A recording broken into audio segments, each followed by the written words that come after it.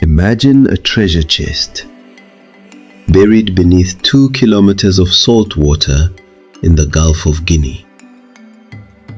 Inside sits 9 billion barrels of high-grade sweet crude, a prize worth roughly $500 billion. For nearly 30 years, this chest has been the centerpiece of a global war involving 4 African presidents, the world's most powerful oil titans, MI6 trained spies, and a billionaire fugitive.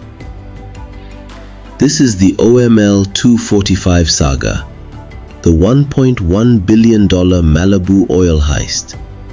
It is a story where the oil turned to blood, where the hunters eventually became the hunted, and where the truth proved more slippery than the crude itself.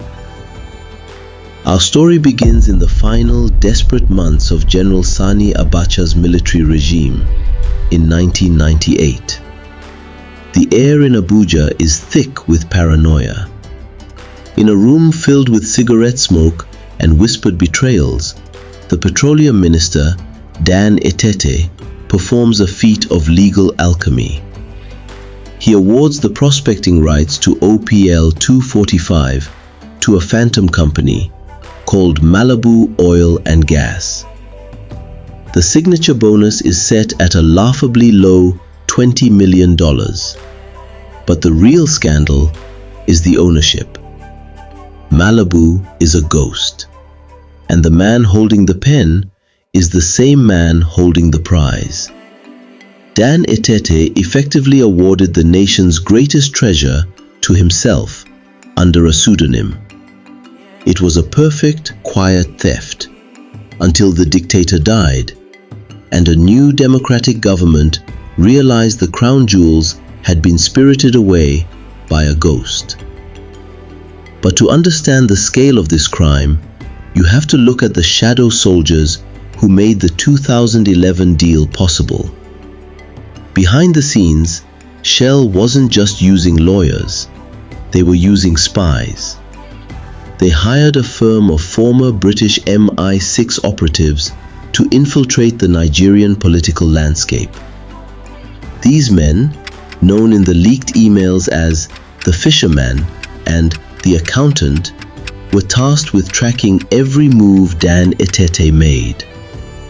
They met in 5-star hotel suites in Paris and London, sipping expensive scotch, while discussing how to move $1 billion without triggering a global financial collapse.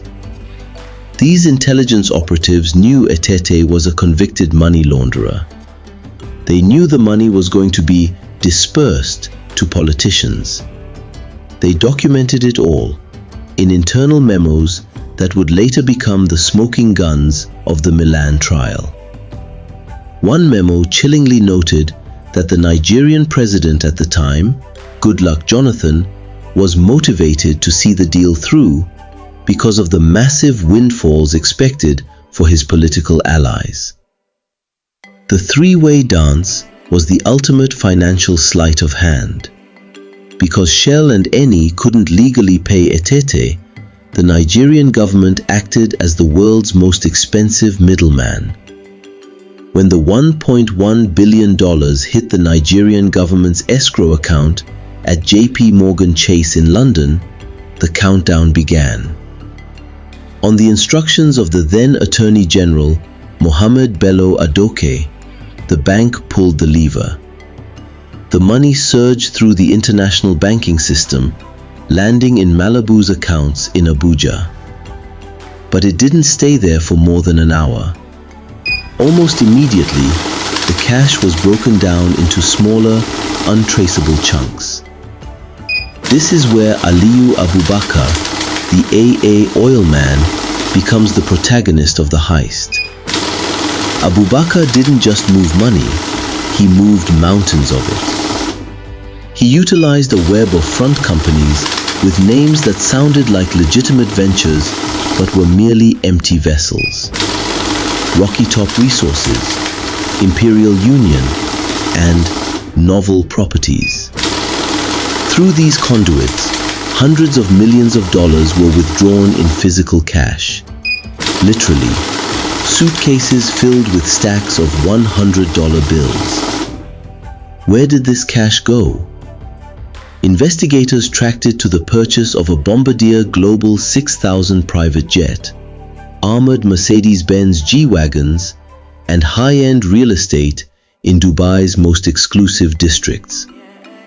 But the most damning allegations suggested that the money flowed back into the hands of the very officials who approved the deal.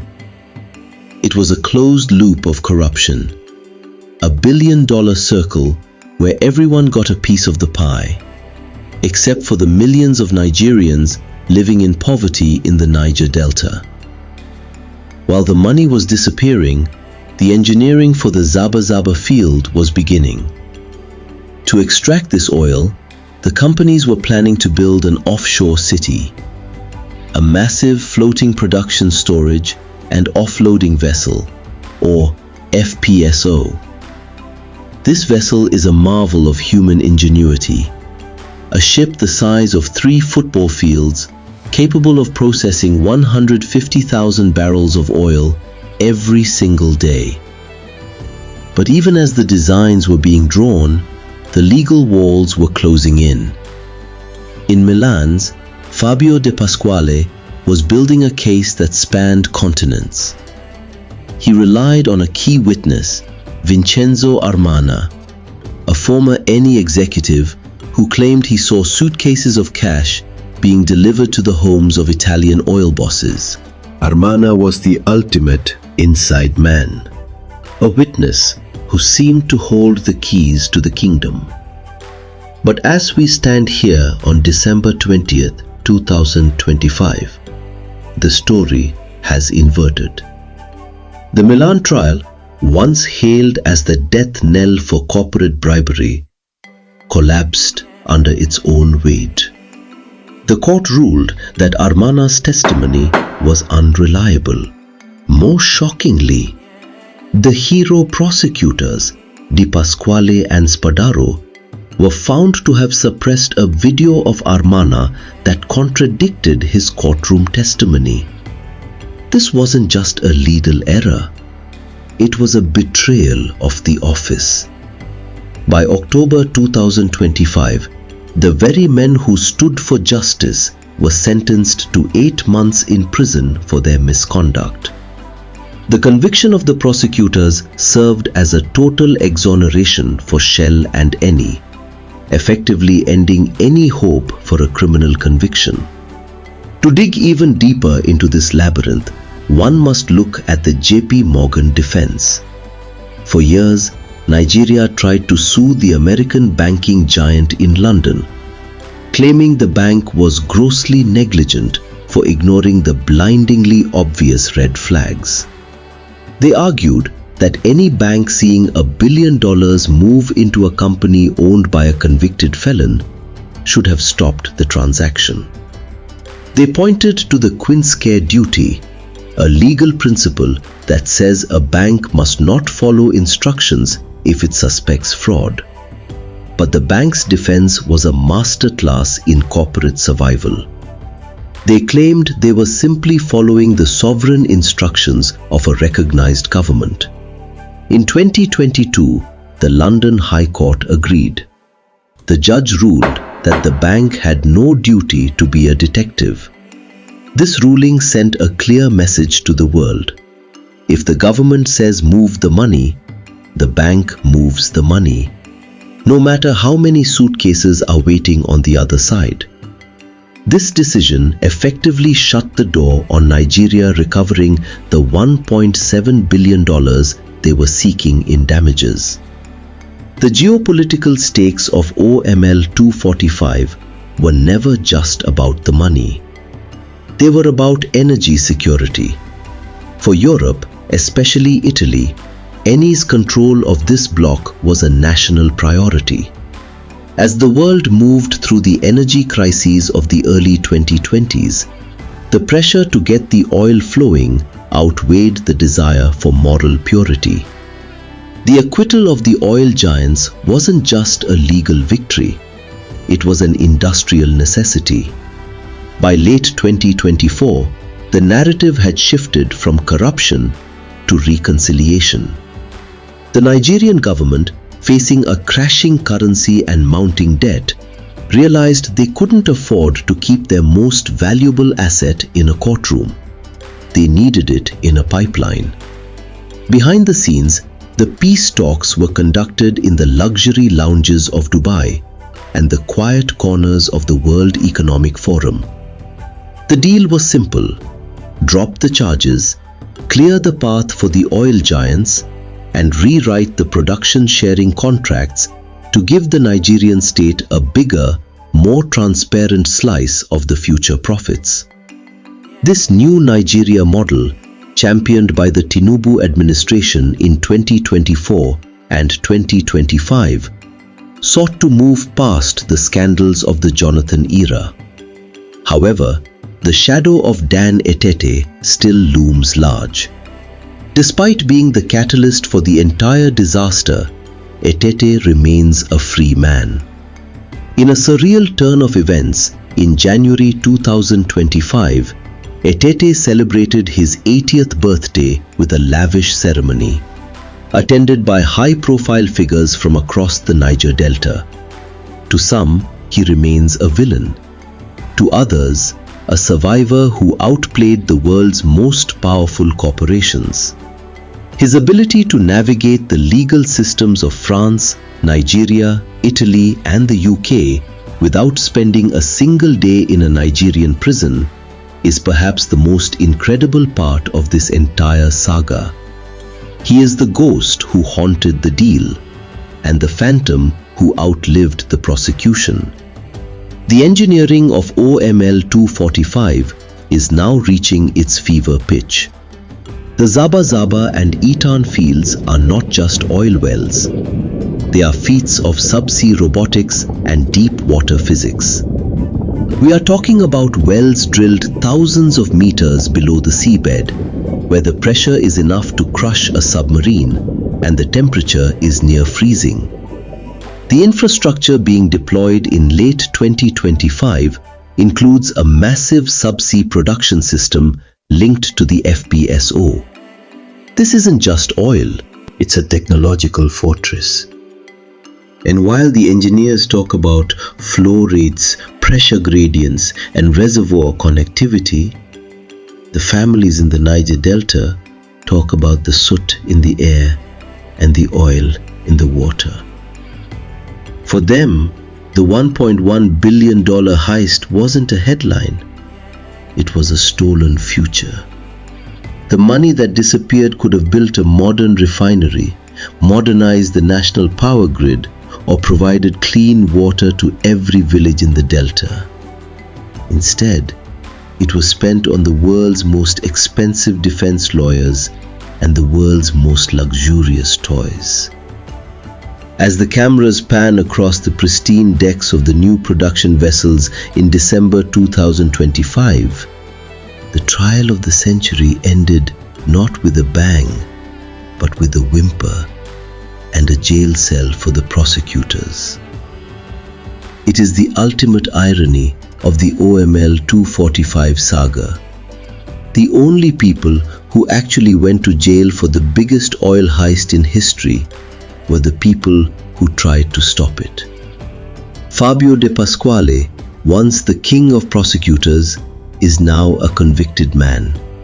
His career destroyed by the very case he hoped would be his legacy. This is the reality of the global energy game. The players change, the presidents fall, and the lawyers get rich. But the oil, the sweet crude, always finds its way to the surface. It is a commodity that is indifferent to morality, a resource that demands to be sold, no matter the cost in human lives or national integrity. This saga leaves us with a chilling question about the nature of global justice.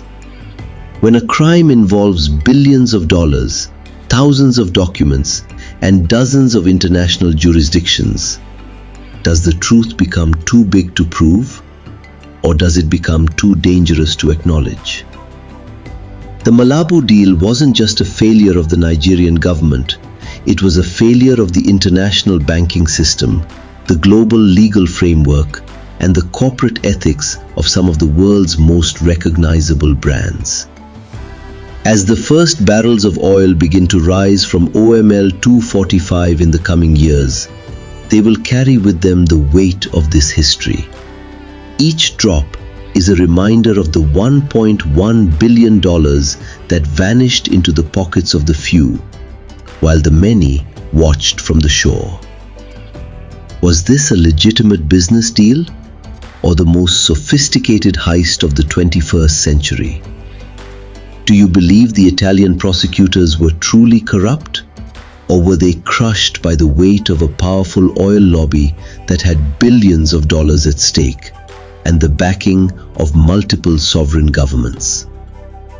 If you were the Nigerian government today, seeing the legal failure to prove a crime in 3 different countries, would you allow these giants to keep the oil?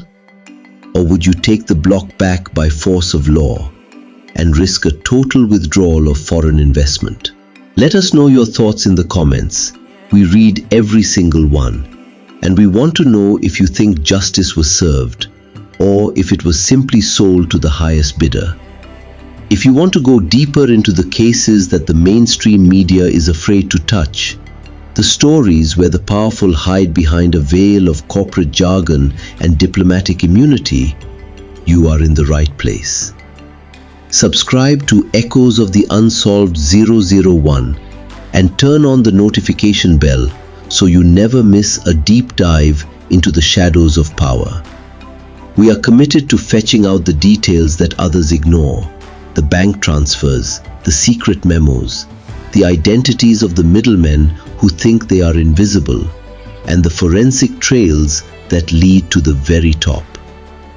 We don't just report the news, we dig for the truth that they buried 30 years ago.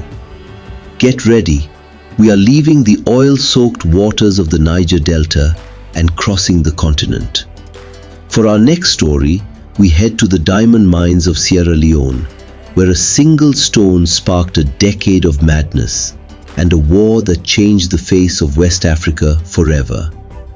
It is a story of blood diamonds, shadowy mercenary groups like Executive Outcomes, and a hunt for a treasure that was never meant to be found by the people who owned the land. We are going to look at the money, the mercenaries, and the minerals. You don't want to miss it. Stay tuned, keep questioning, and remember, the truth is always deeper than it looks. This is Echoes of the Unsolved. We see what they want to hide,